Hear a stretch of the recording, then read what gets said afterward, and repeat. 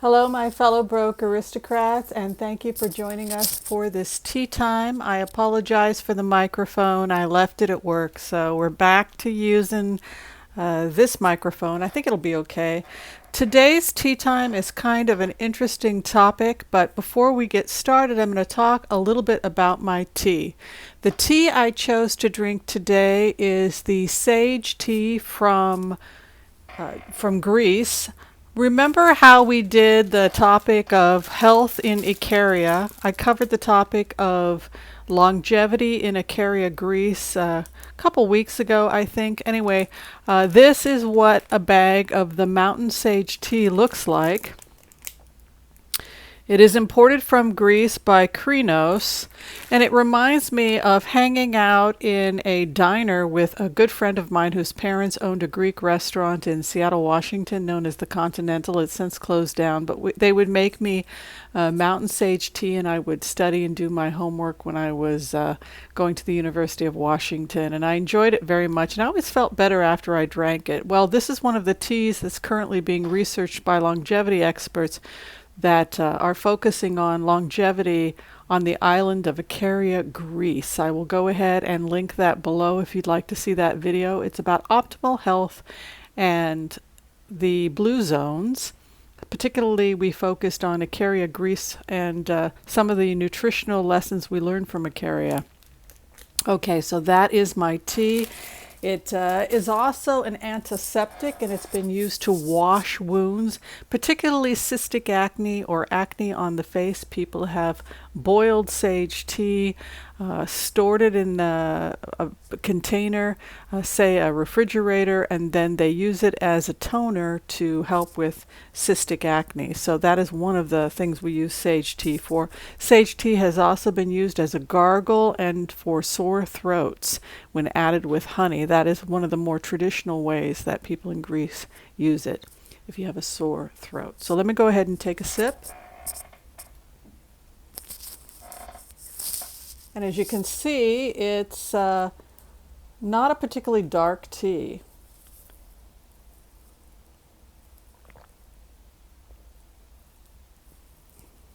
But it's a wonderful tea. I really like sage tea, and I think I'll be having it a lot more in the future. All right, so today's conversation is how do you feed yourself and your family when you only earn a very small amount of money? How do you take care of yourself? You're broke, you're scratching quarters together, and you honestly are overwhelmed and you don't know what to do to feed yourself and your family. So this is extreme grocery advice for people, and it's kind of going against some of what you've seen on other channels. So let me give you the basics right here and now.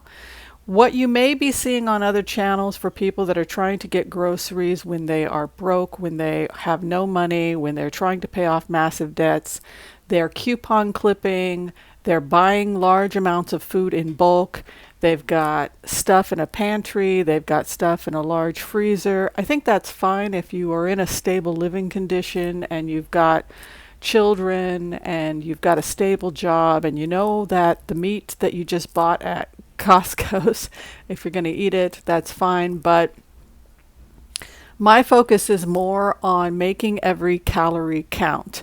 Making every calorie count. What that means is that you are able to account for every calorie you ingested. This is extreme poverty or somebody who is on an extremely fixed income and they're trying to survive because they're drowning in a mountain of debt. What do you do? How do you feed yourself? And my first point that I would give you, my first piece of advice would be, if you are so broke that you can barely pay for groceries, make every calorie count. That means that every calorie should be high in nutrition. It's the nutrition calorie ratio. Do not buy large quantities.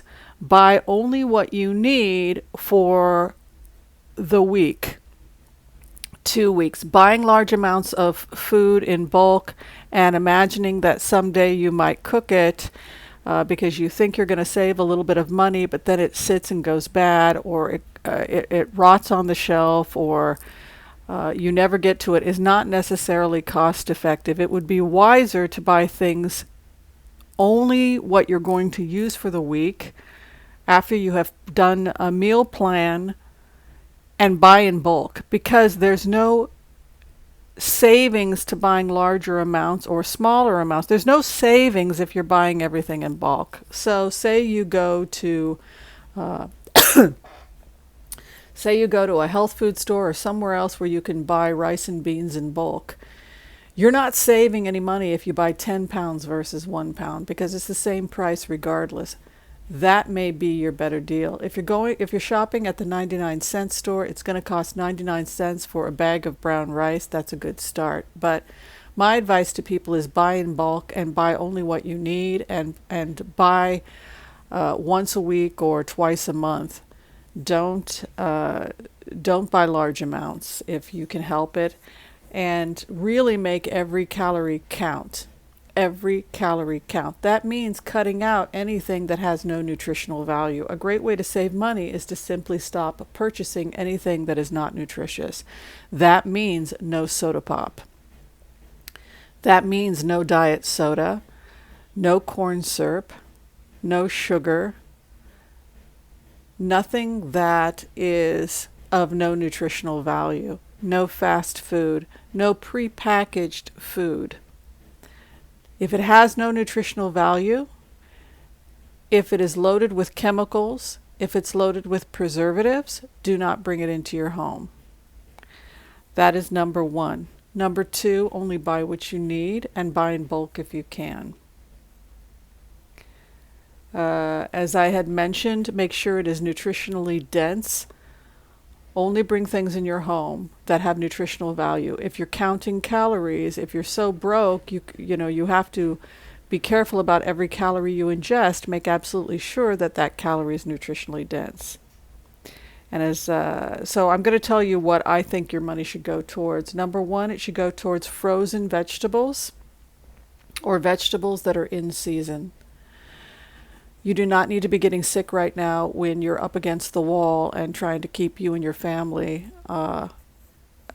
in four walls and in a good situation. So you must take care of your health, and you must eat the most nutritionally dense food that you can financially afford. And that starts with buying frozen vegetables or fresh in season. If it's at the 99-cent store, that's great, but just because it's at the 99-cent store doesn't mean it's the cheapest. Don't overbuy. You may also be able to get some shopping done somewhere close by, small places that you can go to that may be able to give you cheaper fresh foods and vegetables, maybe a farmer's market. Just look around and see what's available. In season is your best bet. Local is your best bet in terms of cost-effective produce. And if you can't get that, then frozen. As I said before, sometimes the 99-cent store is your cheapest option. Sometimes it isn't. Beans is another thing you can buy in bulk. Only take what you need. You can get a bag of beans, black beans or pinto beans, for 99 cents from the 99-cent store, but see what the prices are in the bulk bins.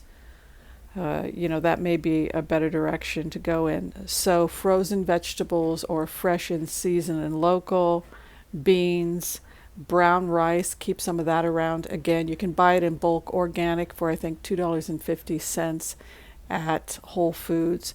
You can get it for probably cheaper at the 99-cent store. Like I said, a bag is 99 cents. Go for the brown rice instead of the white because it's far more nutritious and it has a better glycemic index and a better glycemic load, so we're not going to be filling ourselves up with empty calories. White rice is not nearly as nutritious, and we really want to pack a punch with the food we're eating and make sure it's as nutritionally dense as possible. Peanut butter, old-fashioned. Get yourself some old-fashioned peanut butter. It's not expensive. There are discount stores, Aldi's, Trader Joe's, and several other types of discount stores where you can get the old-fashioned peanut butter for very little money, and it is protein if you're worried about that. So get yourself some good old-fashioned peanut butter. Don't just get cheap peanut butter that's got corn syrup and too much sodium and garbage in it. Get the old-fashioned. Again, we want nutritionally dense food. it does make a difference.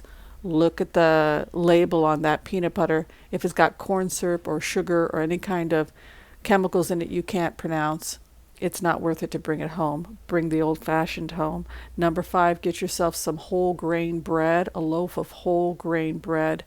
There's pseudo whole wheat. It's cheap and fluffy, but it looks a little, excuse me, brown. That's not real whole wheat bread.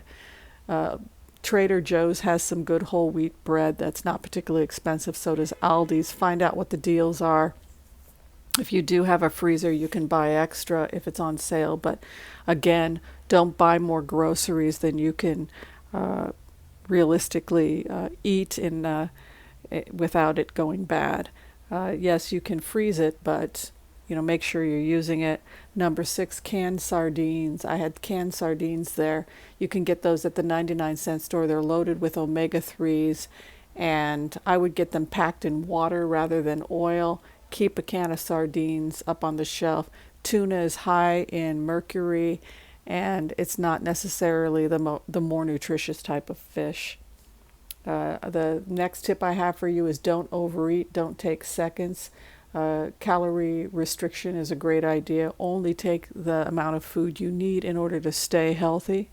And 8, go ahead and buy yourself some spices. You can get them at the 99-cent store. They have bags of spices, which is far more cost effective than buying a container, because you're spending a lot of money on spices because you're paying for that container.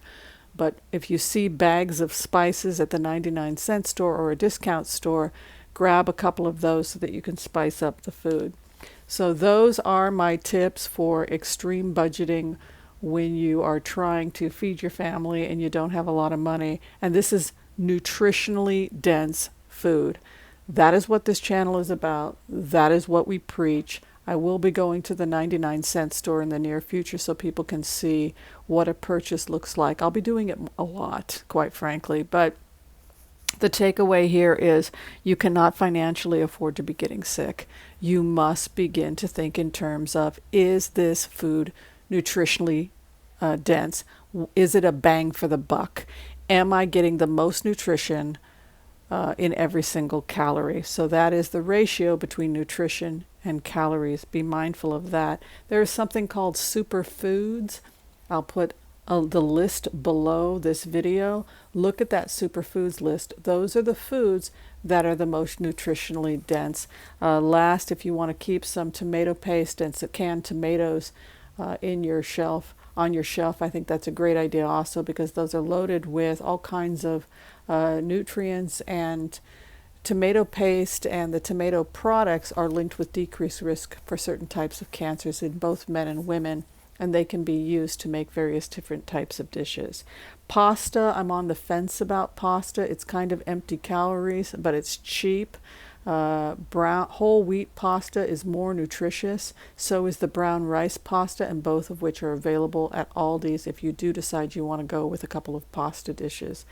All right. Also, Trader Joe's has them. That is it. That is everything I have for you for saving money and staying healthy when you're up against the wall and you're trying to feed your family. So I'll give you that list one more time. It was by only foods that are nutritionally dense and no garbage. Frozen or in-season vegetables, local is best. Keep your home with adequate amounts of beans, brown rice, old-fashioned peanut butter, good quality whole wheat bread, sardines. Avoid overeating. Buy spices if you like at the 99-cent store in the bags so that you can spice up meals and make them more nutritious. If the base of your diet is what I just suggested here, you should be able to feed your family for very little money and hopefully pay down that debt and keep yourself out of hot water while you're taking care of yourself. All right, I want to thank you for watching this video of Broke Aristocrats. My name is Dr. Whimsy Anderson. Please reach out to me if you have any more questions about how to stay healthy on a budget. Be sure and share, like, subscribe, and tell me what you are doing to take care of yourself without breaking the bank. Thanks for watching, everyone. Take care. Bye-bye.